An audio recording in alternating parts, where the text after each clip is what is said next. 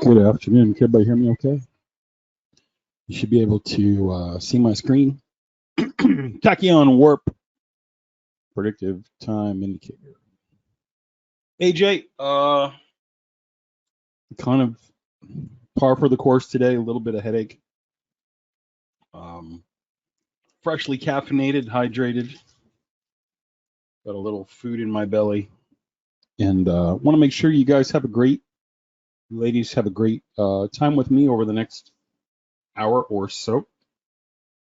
So it's important to me that I get in as good of a headspace, mentally, physically, emotionally, as possible.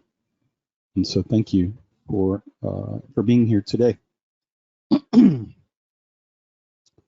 We are here because no one believes that markets are predictive. Absolutely no one. And it's fine with me. We're going to keep teaching the world what we know.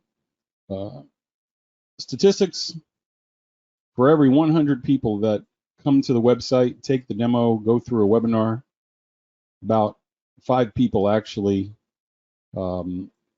understand what we're talking about, believe it, implement it, go on to trade profitably with it, which means about 95% of traders prefer not knowing when a move is coming in the future, for how long that move is likely to go, and what direction it's likely to move in. I'm going to say that again. Based on about 15 years of experience doing exactly what I'm doing today, it is my experience that 95% of people, despite the fact that we have a near perfect Trustpilot rating, prefer not knowing when a move is potentially coming in the future, in the futures market, equities market, forex market, cryptocurrency, or options trade they're looking at. They would rather not know, which is fascinating to me. I think I'm more fascinated with people than I am with markets at this point. How many of you are familiar with a stock called Apple? Anybody? Anybody hear of a company called Apple? A few of you, right? Apple sells computers and iPhones and iPads and this and that. They have their own television series. They're rumored to be working on an electric car. They have their own VR goggles coming out, set to revolutionize Mark Zuckerberg's failed metaverse. Apple is, or was at one point, Warren Buffett of Berkshire Hathaway fame, his favorite stock to trade. Hey, Dorian. So I have a question for everybody based on this daily chart of price action for Apple's stock. All right, we can go way back and look at a bunch of signals. We'll just stick with the most recent stuff right here. When we get to a green dot on this chart, what tends to happen? If you were using this as a buy or a sell signal, what would you be inclined to do with your account when we approached a green dot day on the Apple chart? Okay, a couple people. Anybody else? Buy. Okay. So Paul says, hey, when we get to a green signal, it'd be a good time to buy. And then Paul, if you had bought at the green signal, what would you be inclined to do by the red signal? Or what might you consider doing at a red signal if you'd purchased at a green signal? Sell, right? It's pretty.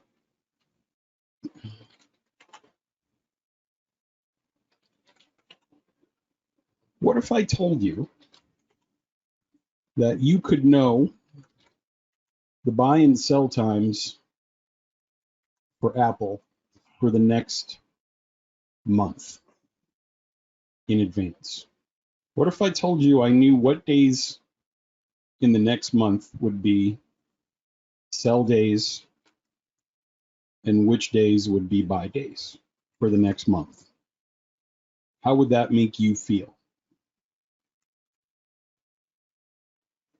In fact, in the upper right-hand corner, Paul, the next sell signal is coming in 7 hours and 59 minutes, which means that tomorrow is a sell day. So let me ask the question. What if we knew the next buying and selling days for all of the rest of May and the first 2 weeks of June? What if I told you we knew at least a month in advance when each of these signals was going to be? It starts to hurt your head a little bit, doesn't it? Well, what if I told you we know the next buying and selling days for the entire rest of the year? We know the exact date, the exact minute that the dot will appear in the future for the next balance of the year. All of June, all of July, all of August, all of September, October, into November and December. How does that make you feel? I know the next buying and selling dates for the next 100 years to the second, because every red dot is a first quarter lunar phase. I've been teaching this now for 15 years, and no one listens because it's more fun to be surprised. It's more fun to join a forum and type on your computer about how horrible this guy is and how crooked the other guy is. Actually, it's that. It's fun not knowing, and the adrenaline when you hit that button on a trade and you think you've got it all figured out, and then you lose and tell your wife you're just a couple weeks away from peeling back all the layers of the onion. Every red dot is a third quarter lunar phase.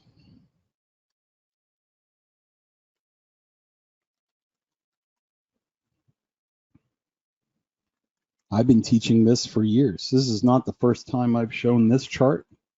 This is not the first time I've shown this technique. When I show this technique and I mention it online and on Facebook groups, I am laughed at. It is fun to make fun of the moon guy. And this indicator right here is free. I've told you we're all to get the data. You can go online and you can calculate for the entire year. Paul, we can look at, it's 2020. Let's go look at 2030, 10 years from now. We'll look at May of 2030.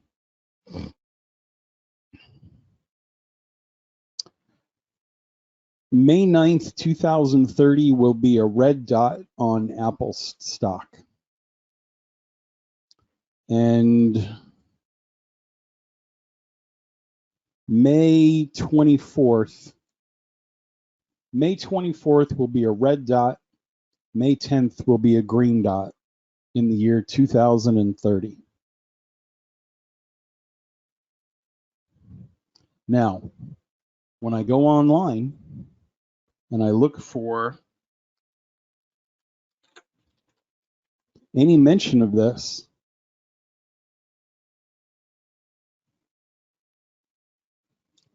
Dave, I don't see the word lunar phase anywhere.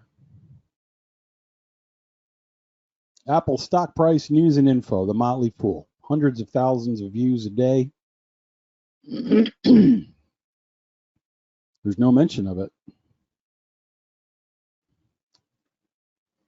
And people have been looking at these types of indications for years. In fact, if we go back, this is 2015. So that would be what, Dave, 8 years ago? The ATR was much lower back then. I'm going to make the distance to the dot closer.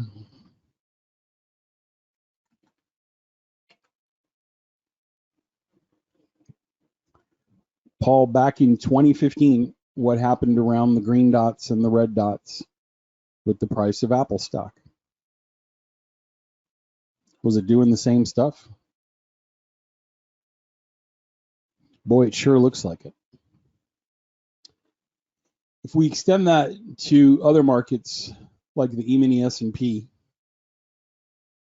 one of the things that we can pay attention to here, we have all 4 lunar phases on the chart. Large green dots are full moons. Large red dots are new moons. Little green dots are first quarter phases. Little red dots are third quarter phases. Paul, let's pretend you, with the little knowledge that you have about this, knew that tomorrow on the E-mini S&P, we were coming into another third quarter phase. Robert, Ruben, Stanley, Joe, what might we expect to happen on the close of the market, upon the close of the market tomorrow? It appears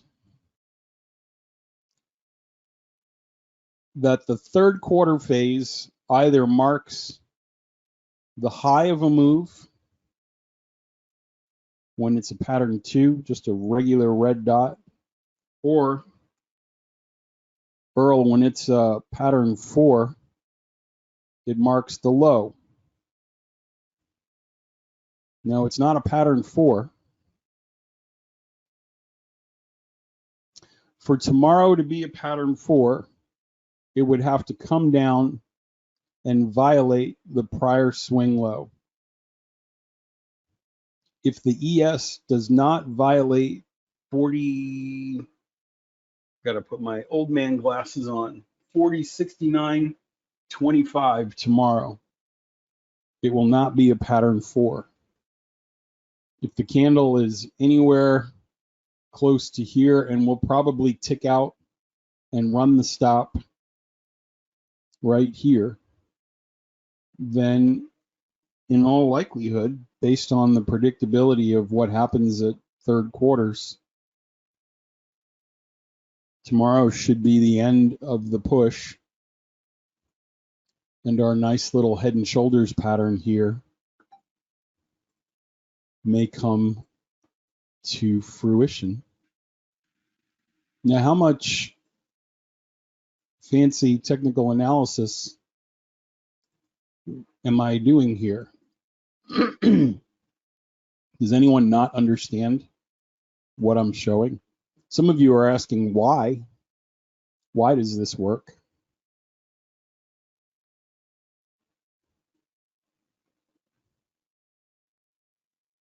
There are other things that we can observe here too. On the last 3 full moons, Paul, what's happened? You see that full moon right there, Paul? You see how price fell underneath it? It normally goes up. It was a pattern 5, but that was the one full moon. Now look right here. There's the other full moon. Somebody's selling into these signals. And then Earl, here's the last one. It should be driving up. And it's not. The only upthrusts are coming on the first quarter, where new highs are formed. And so if you look what happened after that, there was a stop run and then a push down. There was a push down, right? So I wonder what will happen coming into another one of these little red dots that you all said you would sell your Apple stock at. It's kind of cool, isn't it? The markets are predictive. We talked a lot about what happened in oil futures. Just using the full moon and the new moon. Ridiculous, silly stuff.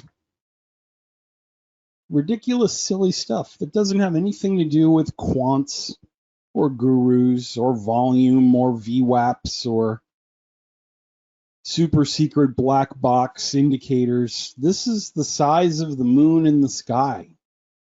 And everyone comes week after week to look at the monkey in the cage. And you go back home and you tell your wives and your husband about this silly guy you watched on a Thursday night. And customers are making hundreds of thousands of dollars using a silly technique. Knowing what you know about third quarter phases, right? What's likely to happen tomorrow in oil? If there's a little red dot forming over here. This is just the big stuff, full moons and new moons. They weren't able to break that trend line. I wonder what will happen tomorrow. Pretty cool stuff, right? The next phase 4 is coming in 7 days and 7 hours. That's a big red dot. The next big red dot is coming in 7 days and 7 hours. I wonder if it will come back down to $63. So 1, 2, 3. There's a weekend, right?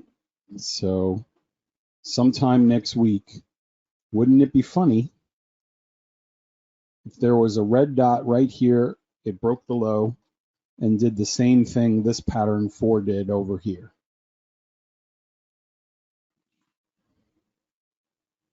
By the time we got to it, you can start to plan ahead and think, what would I do if I was an institution? How crazy would I make the market? How upset would I get everyone? How many stops could I trip out? Yeah, I would totally drop down, trip out the stops, and then drive it back up again. But this is all predictive. 100% predictive. Any questions? Somebody asked me a question. I feel like asking questions today. Robert, how do you feel about all that? Does it feel a little weird? A lot of people confuse what I'm showing them with astrology. A lot of people feel like if they believe what I just showed them, they won't get free coffee and muffins after church on Sunday. Someone will find out that they logged into this webinar. The point of that exercise, and the reason that I show it every week, is because it's silly, but it works. And no one talks about it. The people who move the money, the people who move the money and move the markets are very content for you to not know that this is happening. They would rather you be off balance getting in, getting out, trading 40 times a day, then have an understanding of what's likely to happen next, prepare for it, and trade it. Does this work on solar charts? Yeah, it absolutely does. Paul, would you like to see an example of how the solar signals can predict movements? We could talk about that for a minute.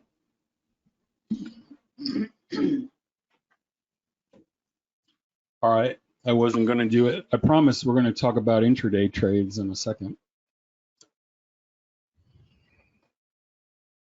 The moon is just a reflection of solar energy. The solar energy is altering the electric and magnetic field of the Earth. Humans have magnetoreception, meaning we're sensitive to changes in the magnetic field around us, the same way that sunshine produces vitamin D in our bodies. We're connected to that energy field. Let me turn the air conditioner off in here. And so,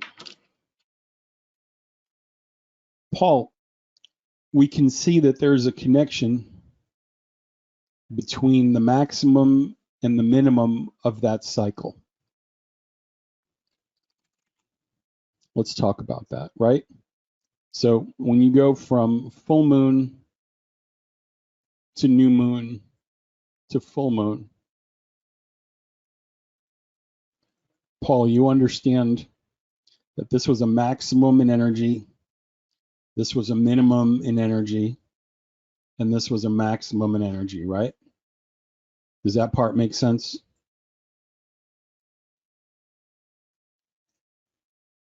Okay. So now, the energy that's being reflected from here is coming from something much larger, right? It's coming from the big guy. Whoops. So here's a fun fact. Most people think that the sun is a 1,000-watt light bulb.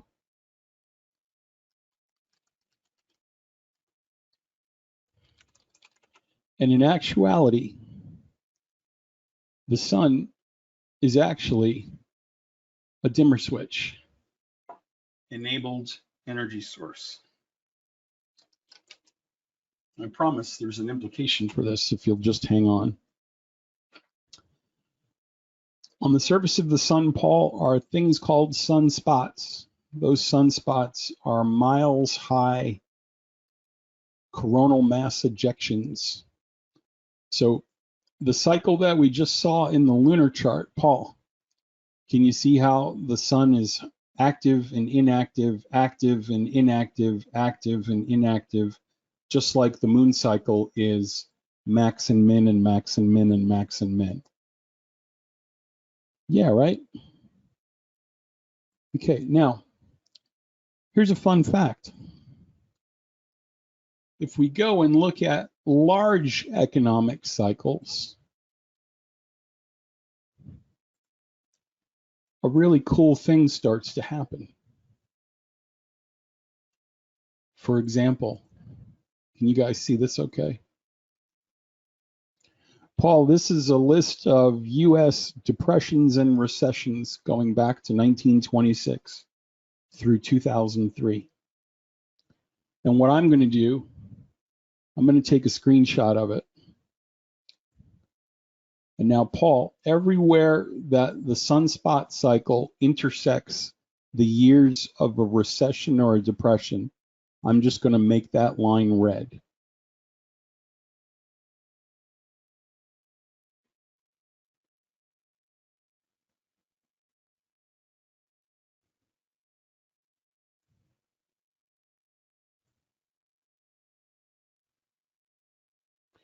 Paul, which side of the solar cycle do the recessions and depressions occur at? Is there any pattern to be noticed at all? Does it occur at the top most of the time, at the bottom most of the time, or there's no pattern whatsoever? What would you guys say? Paul, Mary, Joe, Jim, Eric? Does the US recession occur at the top, the bottom, or there's no pattern at all? It occurs mostly at the tops, right? Now, here's a fun fact. It occurs at the tops when there are at least a maximum of 150 spots, when the sun is relatively active.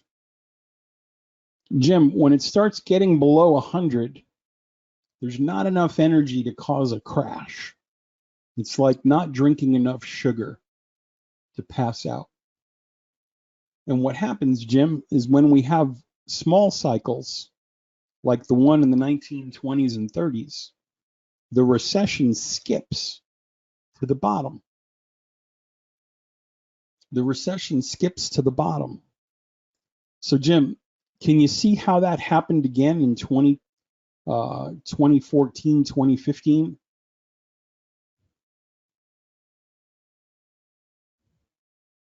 It's a little one. So the last two recessions occurred at the bottom. Now, these are called pattern fives. If you're a customer, I won't get into it right now. But the biggest moves, the biggest recessions occur at the bottoms of the cycle. And so right here in 2008 and 2009 is when we had the cycle, Dorian. Just like in the oil, you notice how sometimes the green dot is a high and it drops from there? In 2008, the market was at an all-time high at a sunspot cycle low, which is a green dot, on a yearly scale. And when you arrive at an all-time market high on a buying pressure signal, it's what's called a pattern 5.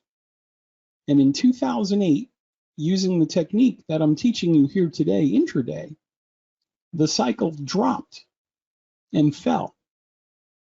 That was the last recession until the next one. Now, knowing what I knew at that point, it's one thing to say it after the fact, right? Knowing what I knew, and when I started to make these discoveries, I put my money where my mouth was. And right here, you'll see I started looking as we were coming into 2020, Paul, because I knew that we were coming into another all-time market high at a green dot. So if you look at this the way we were charting it before, the bottoms are buying pressure times, unless they're all-time highs, and then they're pattern 5s.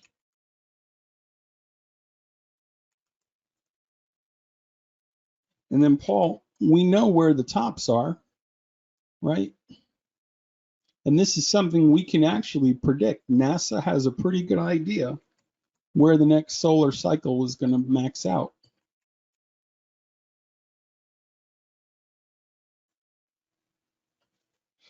So, Paul, as we were coming into 2008, the market was making a brand new high. And when we were coming into 2020, the market was making a brand new high. And there's a guidebook. There's a guidebook in your GoToWebinar chat box that I'm going to pull out real quick. It's a handout. And Paul, we know from that handout that when you form a higher high on a buying pressure signal, it's a pattern 5. And so I knew this, and I made the video. And I warned everybody, and I said, hey, in 2008, there was a triangle move and then a parabolic launch. The market moved up without any significant retracements. There was a pullback, a high, a pullback, a double top, and then we fell. And when I made the video, I had noticed here we were coming into 2020, and there was a triangular move. There was a parabolic launch. There was a deep pullback. There was a rise into the high, another deep pullback, and right around the time that we were expecting these things to occur, the same play, the same move was taking out. And I told everybody, get out. Get out. And I was right. So this works with solar cycles. This works with lunar cycles. And it works with intraday cycles too. So Paul, when's the next recession coming? Here's a fun fact. The current solar cycle is going to be estimated to be one of the highest ones of all time. It's blowing every NASA record, every NASA estimation out of the water. So what's likely to happen 25, 26? Anybody? If you had to place a guess, what's likely to happen in 2025, 26? It's supposed to go down. Now, here's another fun fact. This is all related to human behavior, physiology, and psychology. I was going to make a big YouTube video about this, so maybe it's time.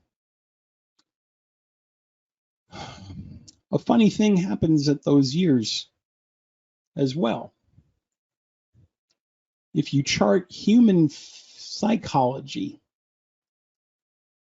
in particular our tendency to be violent, here's a cool thing, and I'm not making any of this up. You can cross-reference this. Chinese Civil War. Germany invades Poland. The Israeli War of Independence. The Korean War. The Vietnam War. The Tet Offensive in the Vietnamese War, the largest battle at that time. Gaddafi takes over Libya, and the Soviet Union invades Czechoslovakia. The second time that the Soviet Union invaded somebody was right here. The Soviet Union went into Afghanistan. And Paul, the third time they invaded a country was at this peak in 2015, and that was Ukraine. All three times were at a solar high. Fascinating. 9/11, sunspot high. Rwandan invasion, the Bosnian genocide, Iraq invades Kuwait. All of these large violent events are happening at solar peaks. World War II, Paul, happens at a solar peak. Starts. Now, based on that, and based on everything that's happening in the world right now, from what I've shown you using predictive market analyses on large time frames, Lilburn, what's likely to happen as we get closer to this peak in relation to global violence and conflict? Are any of the pieces on the board the same pieces that were on the board with Germany in Europe? Are there any countries that are telling the rest of the world that this little piece of the world next to us belongs to us? Are there any global superpowers that are pushing their borders a little bit to the left and a little bit to the right and seeing how much they can get away with? Are there any countries on the board that have rolled their troops or conducted drills in the territories surrounding their territory? There's a couple of them, aren't there? And we're headed right into it. We're headed right into it. And so when you look at the world this way, it's less scary to me because I understand when the next chorus of the song is coming. I know what the words of the music are likely to be because humans are predictable. Markets are predictable. We can use silly things, we can use large things, and we can look for the patterns in the markets based off of things like energy. Now, the first guy who did this, they actually named an indicator after him. I would love to have an indicator named after me, but I probably won't. W.D. Gann, who made a very large impression on the trading community during his heyday, was interviewed by Richard Wyckoff, kind of like the modern day Wall Street Journal, Ticker and Investment Digest. And when they asked him, how do you predict when markets are going to go up or down? He gives us some clues that we're not entirely off the track.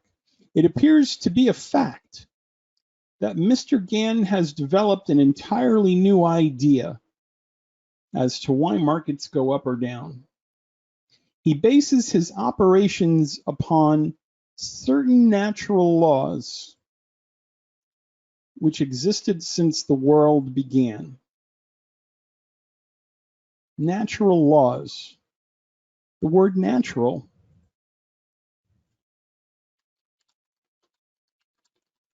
just so we're clear on it, existing in or caused by nature. Gann predicted when markets were going up and down based upon the laws of nature.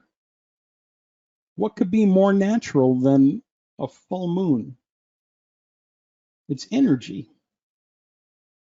And he showed, to the amazement of all of the traders on Wall Street, how accurate he could be using something simple and something obvious.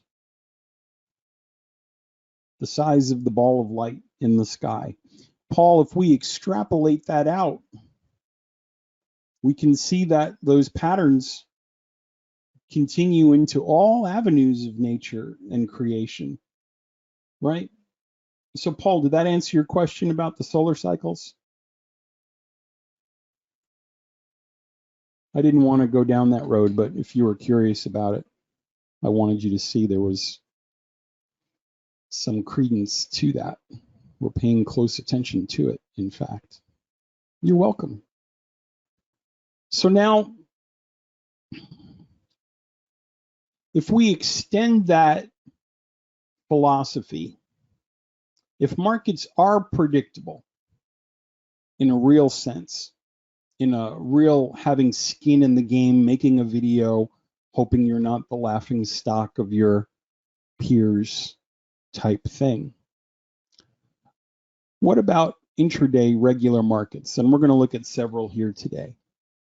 Those of you that are checking us out and making sure that we are not some carnival salesperson, some snake oil vendor, you'll notice that we give you opportunities to follow along with predictive times. So for Thursday and Wednesday, you were given access to the predictive times for the E-mini S&P, oil, gold, the DAX, Euro currency futures, the Dow futures, the NASDAQ, the Euro dollar, the pound dollar, and Ethereum. A pretty wide and deep basket of instruments. So I had a customer asking me about the DAX earlier. And so this chart was important, not in the sense that it's based on lunar cycles. It's not. The Warp software is based on an entirely different premise. If time is an important element to markets, then we should see repetitions in patterns based in time. So the Warp program goes back into the historical data and asks a very specific question. The indicator, which is an indicator for Ninjatrader, looks for times where the market is being pushed up or pushed down consistently. If there are any times, for example, in the last several weeks of the DAX, European futures, on a 3-minute chart, the software will pull those times out and make us aware of them so we can maybe act on those patterns in the future. Now, it works as equally well on 1 and 3 and 5-minute time frames on tick and range and Renko bars as it does on daily time frames. We can look at the DAX on a 30, on a 60, on a 15, and there'll be different times and different turns, but the accuracy will be the same. Just like when you use a 50% fib on a 1-hour chart or a 5-minute chart, it works as well. Fibs and time signals are sort of in that same family of natural stuff. So when we come and look at these signals, right, we're trying to garner whether or not the times worked or not. And so when we load those times on the chart and we look at what actually happened at them, Joe, we have the ability now to cross-reference what happened at those times. For example, there was a selling signal based upon the 712 prediction, right? How many of you can see 712 on that screen?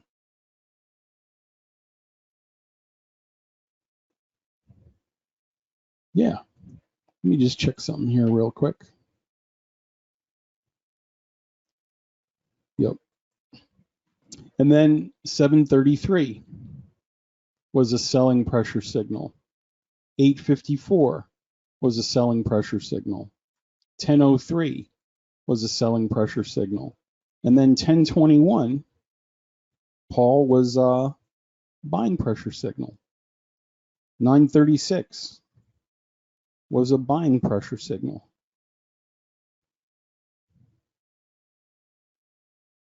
And then as we kind of work our way from left to right, we see that most of the times are doing what's expected when we get there. Even if they're small moves, I'm going to put an X through this one and come back to it in a second. If you were trading the DAX today, you had a pretty good idea where a bottom might be. 3 out of these 4 times. You had a pretty good idea where a bottom might be 4 out of 5 times, 5 out of 6 times, 6 out of 7 times. So, Paul, we had these times in the future on the DAX. And now as we move forward, Lilburn, what's waiting for us? Selling signals, buying signals, times in the future where we can plan to wait, to lie in wait for the next move.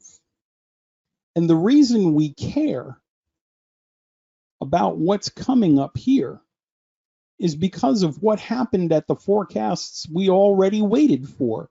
They seem pretty reliable. They seem pretty consistent, Robert, right? So we might want to pay attention at 6:03 and 6:15 and 7:33 and 7:57 tomorrow. We might want to pay attention at 8:18, 7:51, and 7:03 tomorrow. We might want to pay attention at 10:30, 10:06, and 11:03, because when we paid attention to those times today, the market moved in the direction at the time we were anticipating that move to occur a lot, just like the lunar signals. And not to repeat and beat the drum over and over again, but no one cares. No one pays attention. Just to show it, because we mention it in the webinar every week, we do have a daily chart with Tesla on it, and we're coming into the next selling signal on it, May 15th.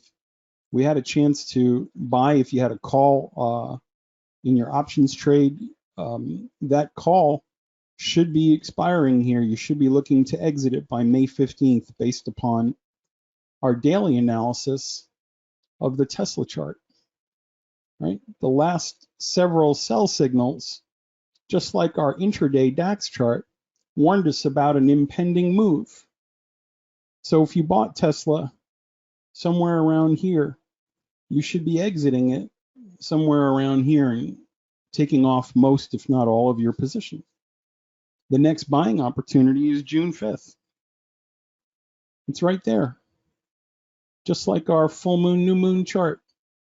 The elements of prediction in the markets are consistent, whether we're using data mining or intraday trades. Is there a way to correlate the minute charts with tick charts? Would we just look at the time? So, Mary, do you own the software yet?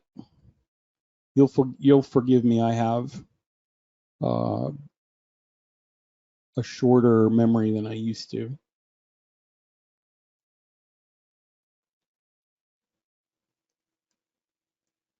Or are you still looking in from the outside? Take a sip of water while you answer.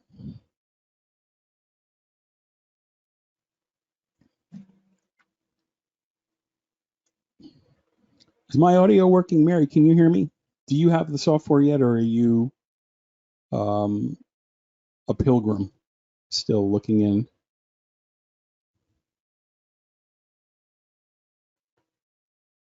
Can you guys hear me? Check 1, check 2. Sometimes the internet goes out. Yeah, okay. So Mary just didn't want to answer.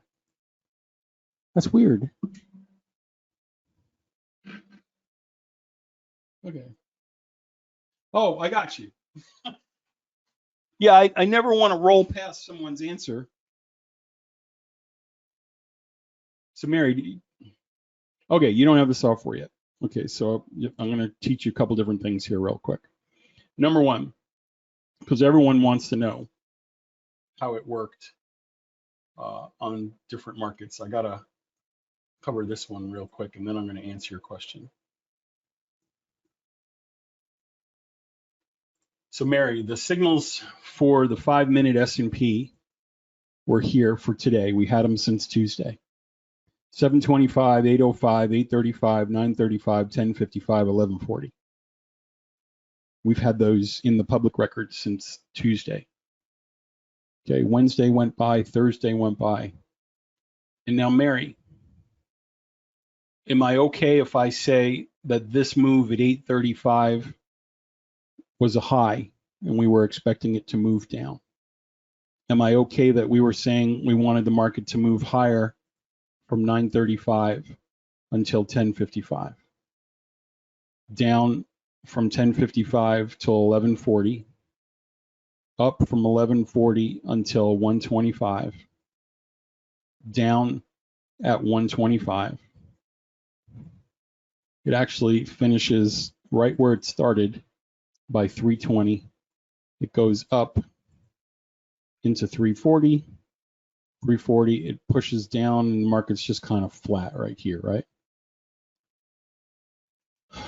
At 725, we had a pattern 4. A pattern 4 from your guidebook just so those of you following along who know what I'm talking about, the software automatically plots the pattern 4 signals. And when we got to 725, the market actually goes sideways and up a little bit. So Mary, this is the result on the 5-minute E-mini S&P for Thursday. Are we still, guys, in that window of accuracy that we've been seeing on the other charts? That sort of 60 to 70% window of accuracy that we were talking about? Yes or no? Yes, okay. This was yesterday. Why does yesterday matter? Because yesterday was a pretty weird day.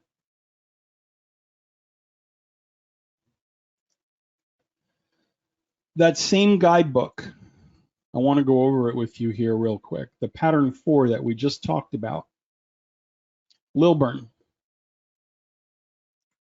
When we have a prior swing low and the market goes into a selling pressure time, if either the selling pressure signal, the candle to the right or the candle to the left, are brand new lows, whichever one of these 3 candles are new lows gets a white arrow on the screen at the close of the candle. In Lilburn, when we have a pattern 4, per the guidebook that I've posted in this room for the last 6 years, the market tends to do this, right? So Lilburn, did the pattern 4 at 125 do what we expected it to do on the E-mini S&P at the time that we published on Tuesday? Yeah. Mary, I'm building up to your question. I promise I haven't forgotten you. And then over here at 9:05 Eastern, we have this. And Mary, when we get to a buying pressure signal, a forecasted buying pressure time, and either the signal candle, the candle to the right, or the candle to the left of the buying pressure signal are higher highs, they're going to get a blue arrow above them, signifying that the market is about to do this. And Mary, when that happened, did the pattern 5 work? Did it mark a high in the market? Again, all of these things we're printing on real. Yeah, it's kind of spooky. It's kind of really spooky. And so now there's this econ, right? There's this economic report. So the signal at 6:15 works, the signal at 5:45 works, the signal at 7:05 works, 8:05 is kind of and then there's that economic report, right? Unemployment or inflation. I think it was inflation, right?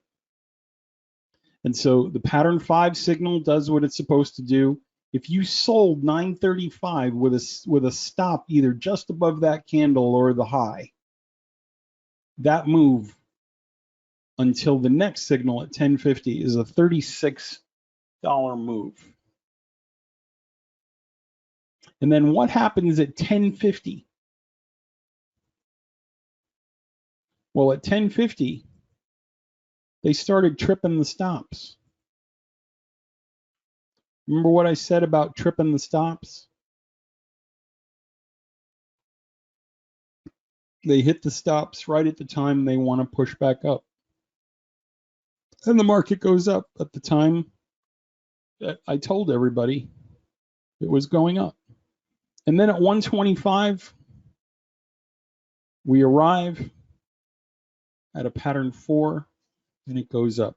I've also taught those of you that are advanced users that you can take any 2 points in time and you can split them into thirds. Do you guys remember that?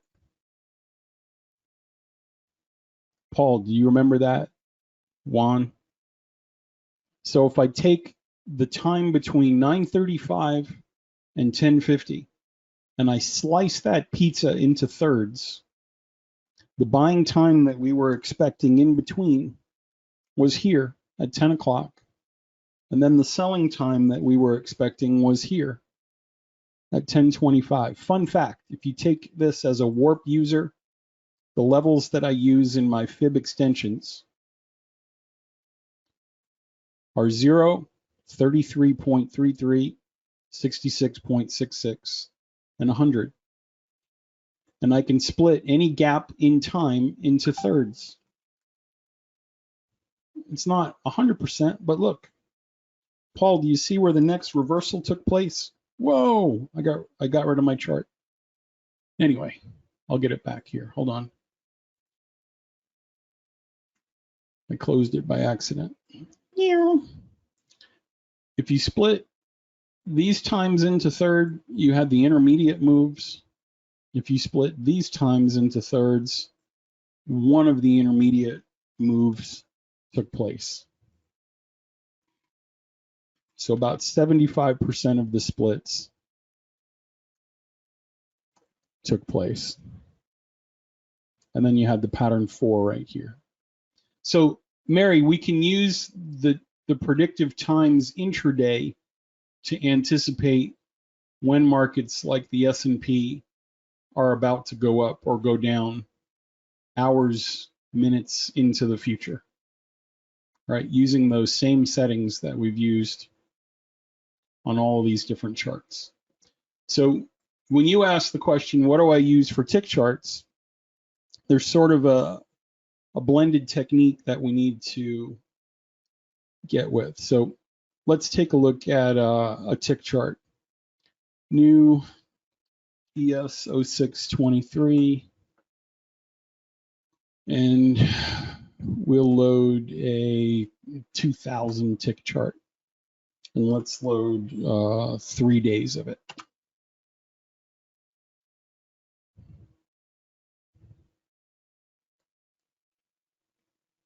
Okay, so Mary, this is kind of your universe, right?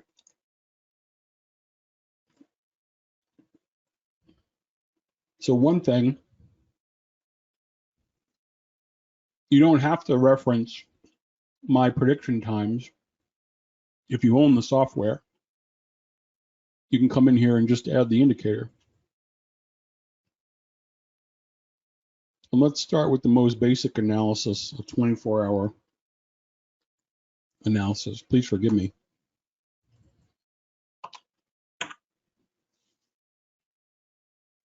So Mary, you can put the predictive times on a tick chart.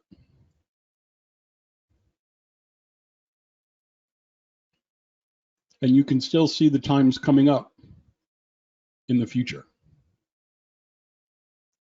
So as a non-user, you can kind of take comfort in the fact that the software works on tick charts, volume charts, the same accuracy as it does on a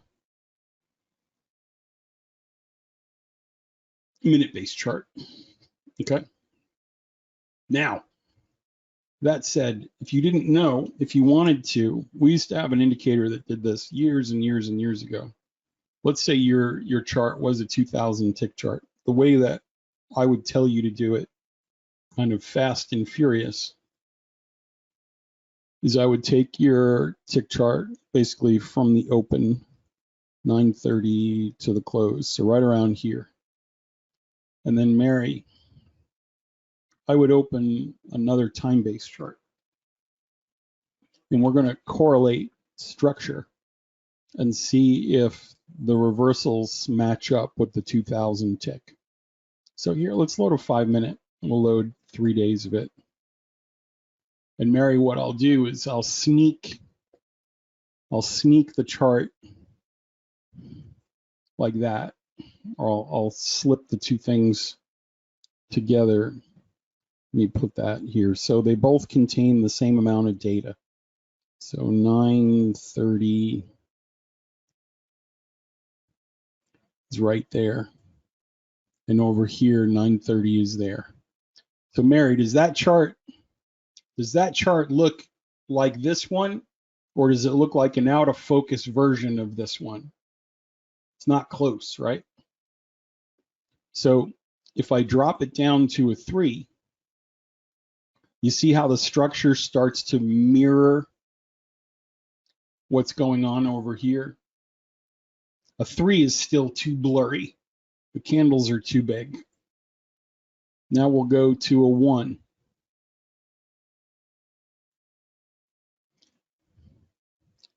And now, Mary, when I put it on a 1-minute chart, you see how it's starting to look more like this chart? This is a very rudimentary way to do it, but I used to do it this way. And a 2-minute chart seems to be the ticket. A 2-minute chart, somewhere between a 1 and a 2 would be the match for that. You with me so far? Cool. So you wouldn't have to do that as a customer. Oh, let's see if we can load. So if we thought that was close to a 1-minute chart, let's try to load 21 historical days of data onto there. I'm curious. I want to try something. Okay, so Mary, I've got 21 days of data on your tick chart. Now,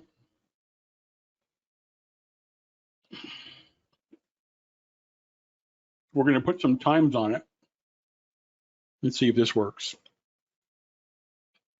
No guts, no glory, guys. Ah. NQ 0623, 1-minute signals. Oh.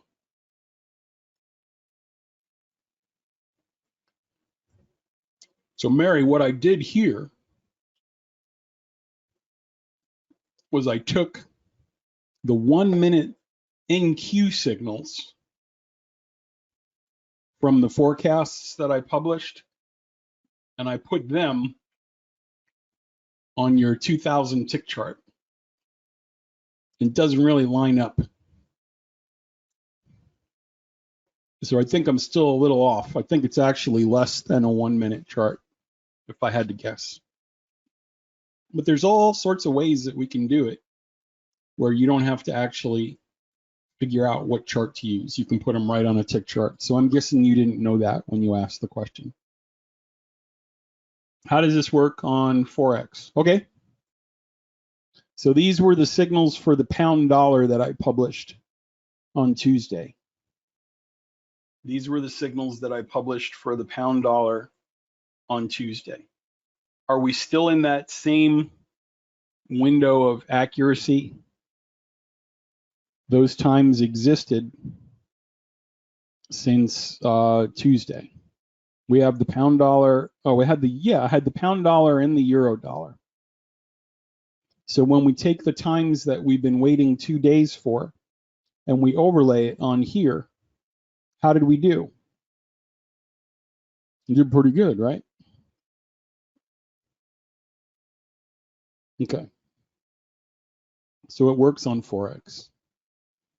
It also works on commodities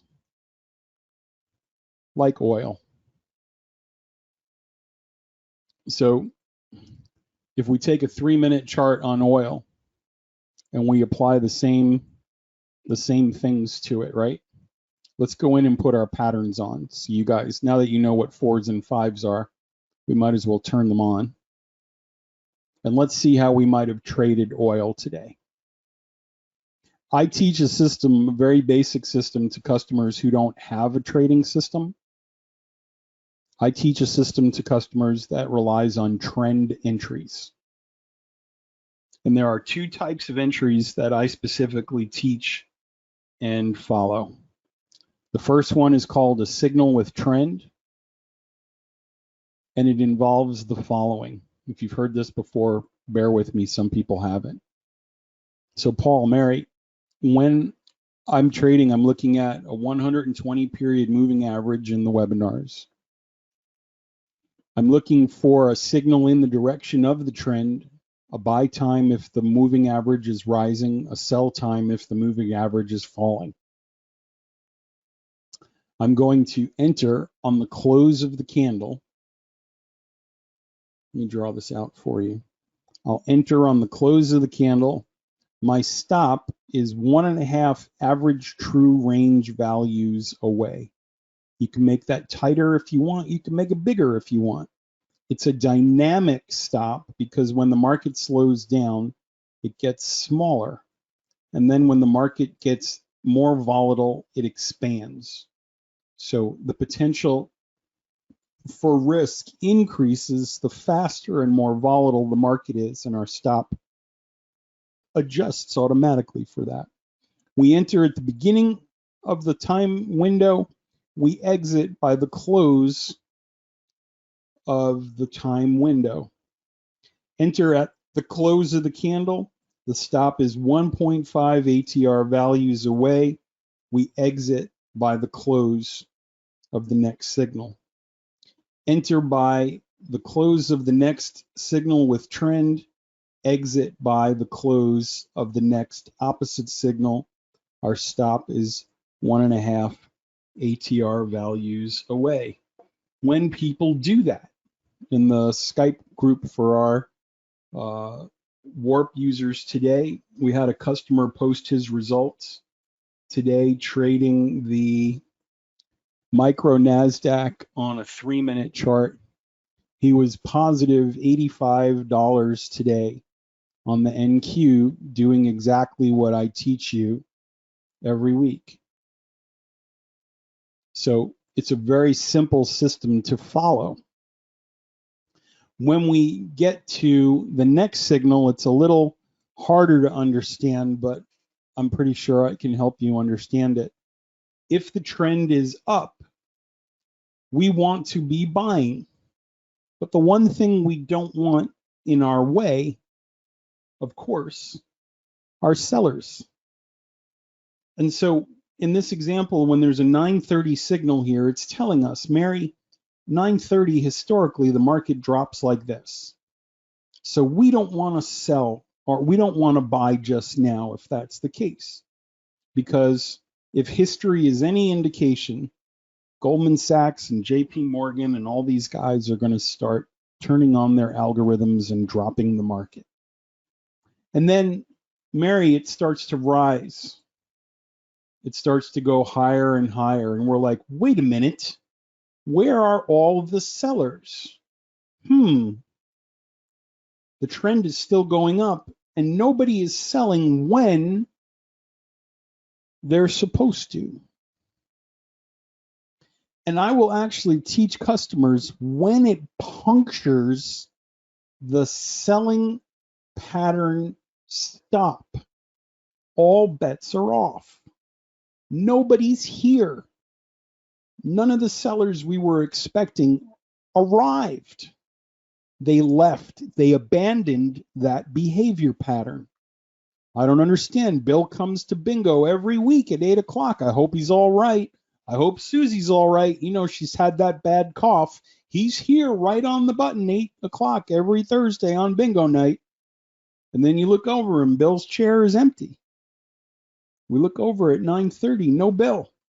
And so we'll buy at the puncture of that stop line. We'll put our stop one tick under the puncture candle, and we'll hold it until the close of the next signal. Pretty simple. I think it's pretty simple. Anyway, if we do that on CL, check it out. We could have done it on the ES. We could have done it on any of these markets. Follow the sequence of events. We're going to use the ruler tool from Ninjatrader to mark the chart at 5:42. Glasses back on, Michael. We enter at the close of the 6:42 candle, and Mary, we exit by 7:15 when the buyers are supposed to show up. It's a 49 tick move. We'll put all the winners at the top and the losers at the bottom. There's a puncture At 7:24, it goes in our favor, comes up and hits the stop. One tick above the candle, we lose 4 ticks. The next selling signal is at 7:39. On the close of the candle, we're at 72.39. The market drops. We get how far? Only $40 maximum favorable excursion. My break even is 500. And so Mary, it comes up and hits the stop. We give 22 back. So we were up 40. We finished negative 22 with my simple rules. No puncture of the white line at 8:21. Now we've known that 8:33 is coming. Just like we know that the next buy signal in oil is at 7 p.m. Eastern. We know and see the times are coming in the future. The trend is down by 8:33 when that time arrives. We sell at the close of that candle at 8:33. We have no idea where it's going to go. We know that it's a time to sell, however. And so at 8:33, we enter at the close of the candle. The stop is 1.5 average true range values away. Our window lasts from 8:33 until 9:15. And so as we get into 9:15, we see 1, 2, 3, 4 open and closes right at 31. And we exit right here for a 75 tick winner. At 9:15, there's no puncture of the white line. In fact, the market goes up the way it was anticipated to. 9:33, the US Open. Ding, ding, ding, ding, ding, ding. Volatile time. We never trade the open. It opens and we finish in the green, 17 ticks by 9:51. Right here, we touch the line. I can't tell if we break through it. Yep, we break that line right here. We puncture it. And then, Mary, we finish negative 12. Now, at 10:18, the signal is not a pattern 4 yet. Actually, it is. To the left, candle number 1 is a new low. This is a pattern 4. And then, Mary, we get a pattern 4 right here at 10:18. In your guidebook, I explain how to trade a pattern 4. And I specifically say we're going to trade a breakout of the low, of the lowest candle. It's in the book. You can go back and read it to make sure I'm not pulling stuff out of my rear end right now. And so, Mary, you can see right here, it never breaks the low, so we never get short. No trade. Next signal at 11 o'clock is a buy signal. It never punctures our white line. It goes the way we expect it to. And now at 11:36, guys, what do? Close of the candle, we go short until the next signal at 12:15, $37. So far, from 6:42 until 12:24, about 6 hours, plus $50, plus $75, plus $17, plus $37, minus 22, minus 4. Do you see how that works? And you can do the same thing on any of these other markets. If you're looking for signals in the direction of the trend on Tesla, you're looking for puts at the blue times. You're looking for puts at the blue times. If you're looking for longs, you can even use the Lunar chart that we built for Apple. And now, Mary, if you're a stock trader, you can buy Apple at the close of the first quarter signal. You can put your stop 1.5 ATR values away, and you can exit with an $11 move by the next third quarter moon phase. You can enter here You can exit here. You can enter here. You can exit here. And now the next signal, we're going to be exiting tomorrow, long from $168 to right about there. So plus 11, plus 4, plus 8, plus 5. Using that same technique that we just talked about. Also, if your stop was 1.5 ATR values away somewhere over here, we'd have to measure it. Mary, can you see where we might go long right here at the puncture of that red line? That's a puncture. And then you'd be long from here to here for another $2.50 or so. So the basic trend trading strategy has some common statistics. Basically, when you're following along like that, it's about a 50 to 55% profitability. But your profit factor, right, your wins to losses is somewhere between a 1.5 to 2.0. You make about twice as much money as you lose. So over time, more than half the time when you trade a trend entry system. And when we ask the customers, how are you using the software profitably? The profitable customers answered about 60% use the trend to enter markets with the times. About 2/3 of everyone using the tools profitably look for trend entries. The trend is your friend. And so we can look at other markets like Bitcoin futures, and those same things take place, right? You can look for shorts below the moving average. This is Bitcoin futures on a 1 hour time frame, short from here to here. Short from here to here, it's basically break even, small loss. Then you have a stop out right here. And then the last trade was from 8 o'clock this morning until 11 o'clock this morning. So plus 870 minus 340, or plus 870 and 340 minus 125 and 20. Your winners are bigger than your losers when you trade with the trend over time. So you can use this on Ethereum, you can use this on Bitcoin, you can use this on whatever the crypto flavor of the day is. On our E-mini S&P daily chart, using Warp, we are in a selling pressure cycle until Monday the 5th, and we've been in a range essentially those days so far. Remember, the third quarter is coming tomorrow, so there's a good chance before we get to the 15th that market makers will try to run the prior stop low, break that stop, and by the 15th, go up until the 24th. You can already think, what are these guys likely to do? What are they likely to do based on what we know about them? Right? Any questions so far?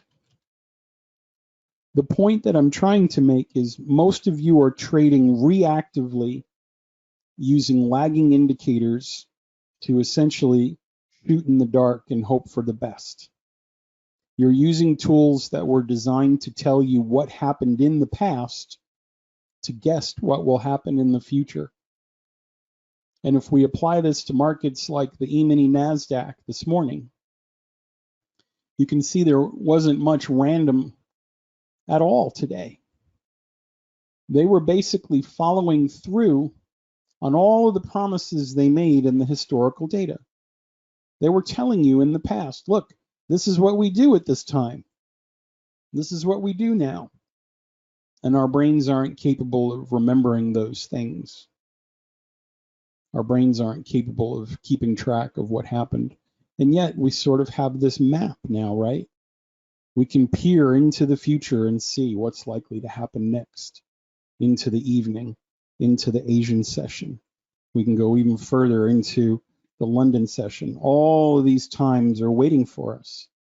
They never change, they never update, they never disappear, they never reappear. Markets like the Euro US dollar right now on a 1 hour time frame, we can see 1 a.m. Eastern time this morning, we're expecting another selling pressure signal. 10 a.m. tomorrow morning, we're expecting another buying pressure signal. Why do we care? Because of what happened at the last signals we were waiting for.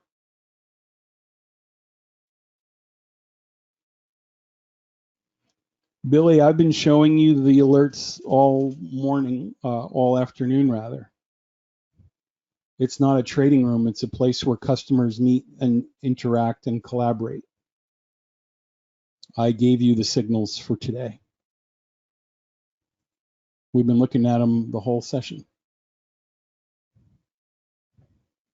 So Billy, using what I gave you 2 days ago, we're going to wrap it up. Ready? Using what I gave you 2 days ago, we're short at 725, we're short at 835, we're short at 1055. We enter the market at the close of the candle, we exit by the close of the candle plus 2 points. We enter at 835 on the close of the candle, we exit by 935. That's a $22 move over $1,000 per contract. We enter at 1055, we exit by 1140, we lose $1.50. If you traded after lunch, the signal went in your favor over $500. It went $12 in your favor right away, and that trade would have been a break even using the rules that I just taught you. There is a pro trading room for customers that own the software that is exclusively for existing customers. Yes, that's right. Sorry.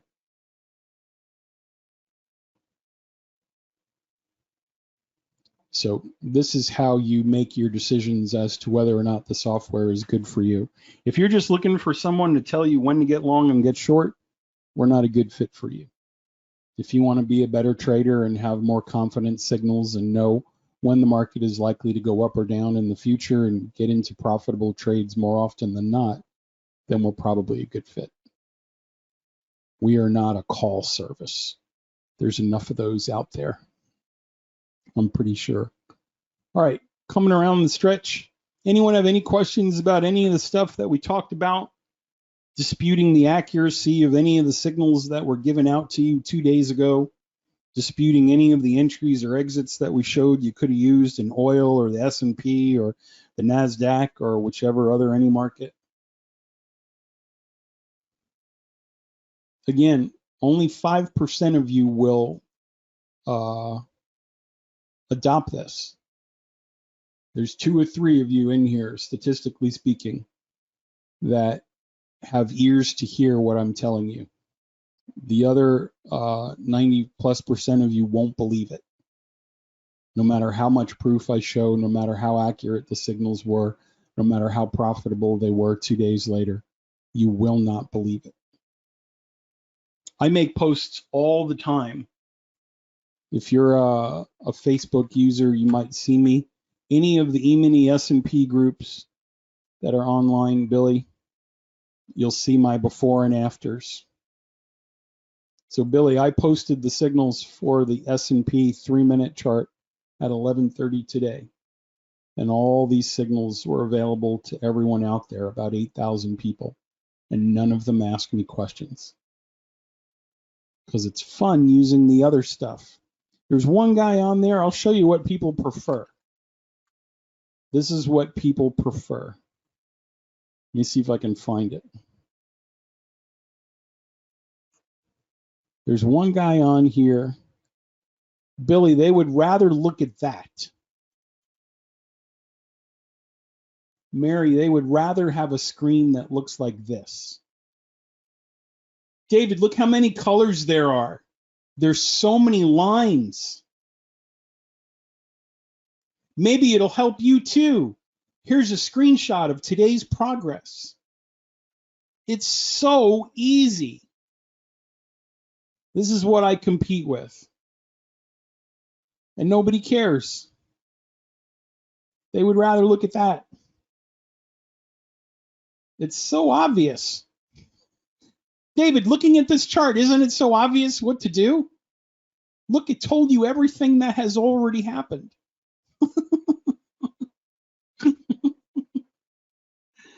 And there's another guy. I'm going to get to that, Billy. Hang on. Let me finish my rant. I'm almost there.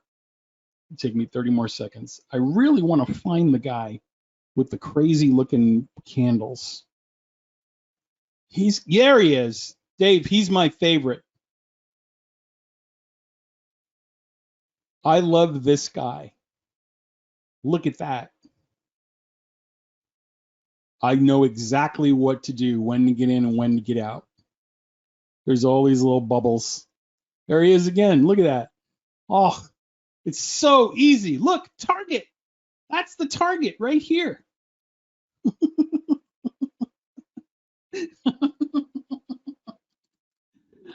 Oh, 95% of people will go buy that guy's stuff because the candles, look, there's circles and they get bigger and smaller.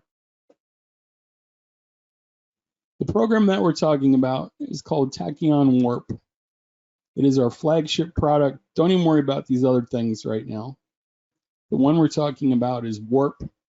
95% of people that do buy. The 5% who purchase, 95% of them get the Warp product. I'm going to paste a link to the page in your GoToWebinar chat box. Yeah, it does have pretty colors. So today in the S&P, we showed $1,000 gain. We showed over $1,000 gain. Theoretically, of course, in the CL signals, we could do the same for any of the other markets. And at the bottom of the page, Billy, there's a lifetime license purchase link for $2,495. That is not the final price, though. If you click on the buy button, you were correct. There is a live trading room. It is run by predominantly now a profitable customer. We have a customer who uses the software. He actually overlays something he was using before he found us. Colin uses Elliott waves in conjunction with the timing signals to take his entries and exits, among other setups. And if you like being in a room with a customer who's using the software profitably week after week, who's gone through the process that you're going through and can help you day to day with the ins and outs, then that might be something you want to consider.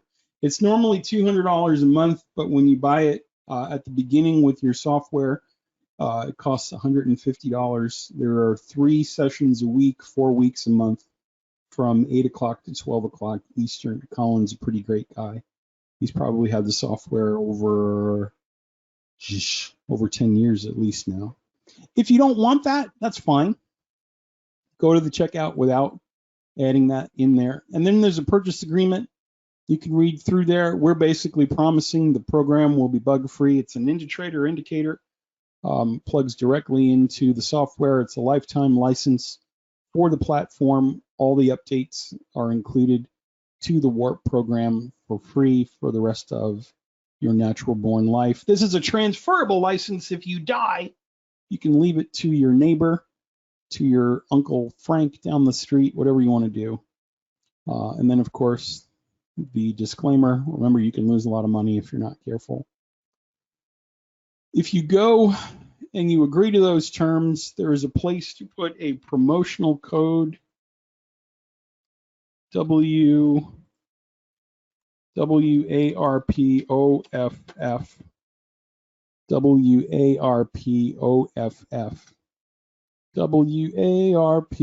WARPOFF. I'll write it here, WARPOFF.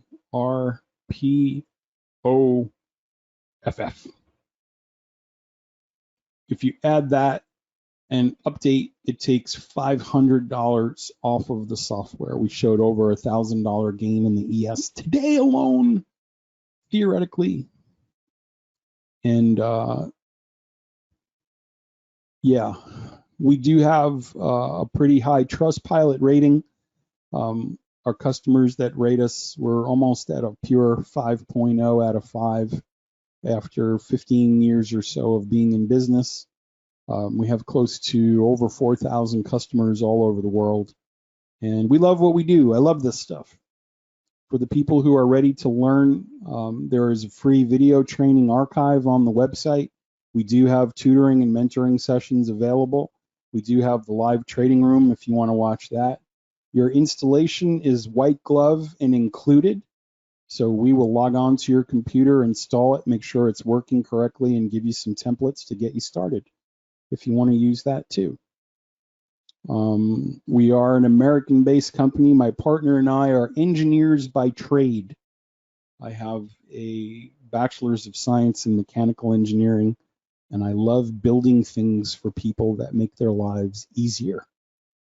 Tools and work aids is sort of my specialty, and this, I fell into it when I started learning how to trade because most of the other shovels in the store were rusty and broken.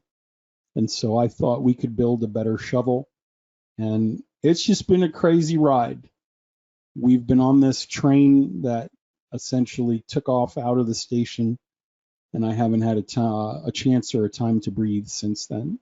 We love what we do. We didn't ever think we were going to end up doing this. We've met some of the greatest people all around the world, Australia, Europe, Eastern and Western, all over North America, from Anchorage, Alaska, down into Argentina and everywhere in between. You guys are great. Thank you to our customers, and I hope that we've lived up to your expectations. That's all I have to say about that. Oh, inside. Billy, I'm just west of Winston-Salem, North Carolina. I'm formerly from Long Island in New York. My best friend and business partner, Ron, is a born and bred native of Thomasville, High Point, North Carolina. Our programmer, Dan, that we work with, I think is in California, if I'm not mistaken. Rachel lives in Buffalo. Our associate that helps with tech support and service, our onboarding associate, Dave, who helps with customers figure out how to purchase and get the software. He's out of Florida near Tampa. And Colin is he's the only socialist. He's in England. And yeah, he didn't develop any of it. He's just a customer who uses the software out there. Two of our pro staffers, we have a guy down in, we have a bunch of people who are willing to help customers. Dorian, who's here right now, lives in Atlanta. He's a lineman from Michigan. He trades the software right now on the NASDAQ, and he's been helping customers that want to see what he does. We have Tim Flynn out of Missouri. He's an IT consultant at the University of Missouri. He trades large swing trades with his 401k and IRA. And then we have a customer down in Florida. His name's Noah. He is one of the best scalpers that I've ever seen. And all of those guys are willing to help customers that have questions because they've sort of been there before. So most of those people, if not all of them, are in the United States. Yep. My favorite customers are the ones from Australia because they're crazy. If a plane ever goes down, I want to move my seat belt and go sit next to the guy from Melbourne because they're the wildest, craziest, best, most positive outlook people I've ever met in my life. Tim is really good too. Tim is like he's like the Gandalf. If you ever met Tim, he would look like Gandalf and one of the guys from Duck Dynasty had a baby. And he's about the same temperament too. Quiet, mysterious, and he knows how to track and capture coyotes. And that second half is true. Yeah, they're all you guys are great. Tom, you're great. It's been an honor to work with every one of you. I've learned something from almost every customer. And it is very much so a family. So thank you. But Billy, I hope that answered all your questions. In conclusion, The market you trade is not random. The information is there. The information to anticipate when the next move is coming is available. It's kind of buried in the data. Banks who continually get caught and bailed out over and over again leave evidence of their shenanigans in the historical data, and this program pulls it out and tells you when in the future to expect it. Every week, to prove that to you, I give you the times for 10 markets across 2 days, multiple time frames, to show you that the thing we were waiting for actually took place. I use ridiculous things to the world in full view of everyone on YouTube and on Facebook, tens of thousands of people sort of shouting into the darkness. This is happening. It's real. Some of you have chosen to believe and are making quite a lot of money following the signals, and you're doing quite well. Again, I mentioned our buddy over on the Skype community group on the Skype side of things.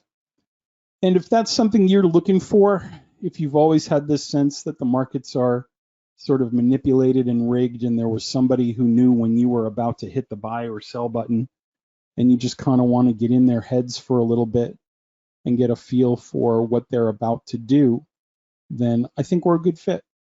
I don't know what else I can do to prove it to you. We sort of walked on water, bent over, picked up some of the water and turned it into wine today. And some of you are still saying, unless I see the holes in his hands, I shall not believe. And that's cool. Sometimes you're just not ready for something new, or you don't like the way I talk, or you didn't think my joke was funny. You got to listen to your gut on that stuff, and I appreciate that. Oh, Billy asked one more question. Yeah, I mean, Billy, the best way to answer that, and I'm not avoiding the question, it's one thing if a guru knows how to do what he knows how to do. The better thing is, and I'll paste this link into your chat box. You can go look at it when we close the webinar here in a second. These are actual customers. Everyone here actually has a receipt. They've actually purchased it. I can show you the transaction if you want, minus their credit card details. And the people that have chosen to leave reviews have kind of told you in their own words. Some of you have very bad spelling and grammar. And others of you have impeccable writing skills. But Billy, they've sort of told the tale for us. And you can go through that and read what the reviews are as far back as 3 and 4 years ago and more, since we started giving people a chance to.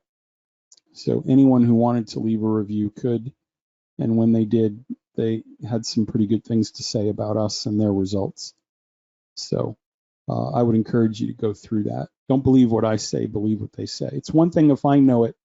It's another thing if I can teach it and someone can actually do something with it, if that makes any sense.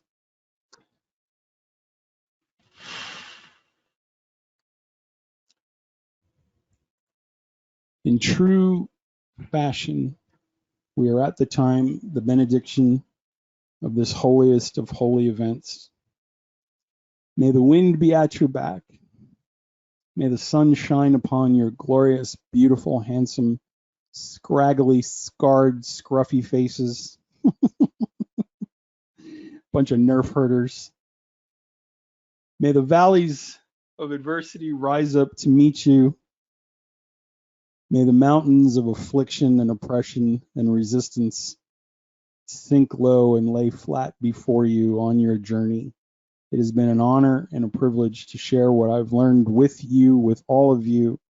I pray that you've learned something today, and if not, were marginally entertained with my dulcet tones and humorous stories. I honestly, truly wish you the best. I hope that we can work with you if the timing is right, if you feel like everything's lining up for that. Please don't hesitate to purchase. I promise it'll be absolutely worth your while, 100%. If you get an email from a guy named Dave, he's down in Florida. He's pretty cool. He knows a lot of people. He's got some great stories. He's got experience with customers and can help you get set up, answer any questions that you've got. He might be reaching out to you, calling you, emailing you. Just answer one time, and if you don't want to hear from him again, say, get lost, and he'll leave you alone. Don't make him chase you, though. If you were here, he just wants to make sure you got taken care of and you got what you needed. And to the customers, I love you. I really do. You've allowed me to do what I think I was put here to do, and I think I do it well, and I'm trying to do it better. This summer, this fall, we're going to look at a whole bunch of things, up our game even more. The way we teach, the way we train, the way you guys interact, everything is going to get even better than it's gotten over the last decade and a half. I'll talk to you guys later. Have a great night. I'll see you soon. And we'll talk to you later. Billy, the Facebook page is just Back to the Future Trading.